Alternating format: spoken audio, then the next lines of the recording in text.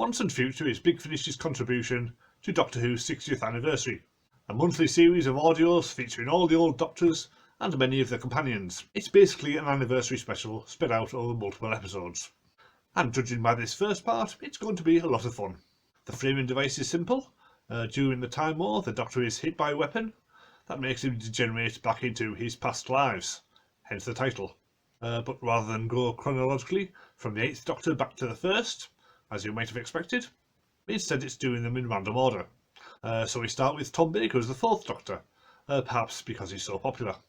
And he still sounds good, every bit as warm and witty as he ever was, despite being 89 years old.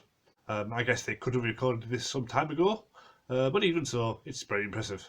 In search of answers to why he's degenerating, the Doctor goes in search of the meddling monk. He hasn't been on television since the 60s, but here he's played by Rufus Hound, who does a fine job of updating the character, and gives a very entertaining performance.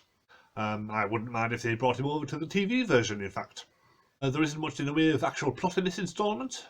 It's mainly the Doctor chasing the monk through various time periods, and incidentally there is a token alien invasion to thwart, but it's very much secondary in the mix. It's really just an excuse to bring a bunch of different characters together and see what happens. I suspect that the rest of this series might be the same, so if you're looking for something a bit more substantial, then this may not be for you. But for those of us left, there's still plenty to enjoy here.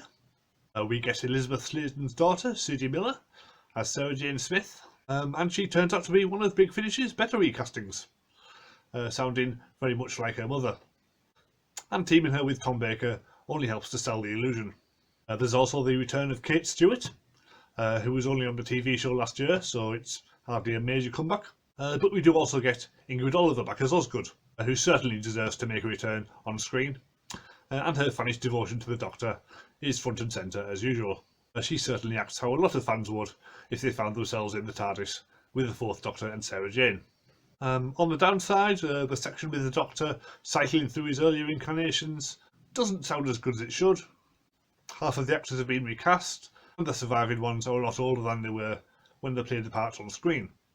So a few of their voices are quite hard to identify, which makes you think that the rest of this series might not be as successful as this one. But really this works best as a sampler of Big Finish's output, for those people who, like me, are not regular listeners, and I'll certainly be more likely to buy a 4th Doctor audio now that I've heard him in action. And the same goes for the rest of the cast, who I certainly wouldn't mind hearing again, as long as the story they were in was a bit better than this one.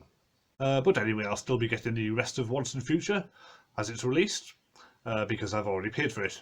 So subscribe if you want to hear what I think of the rest of the series. Or indeed if you want to hear my thoughts on Guardians of the Galaxy Volume 3, which I will be reviewing on Monday. See you soon.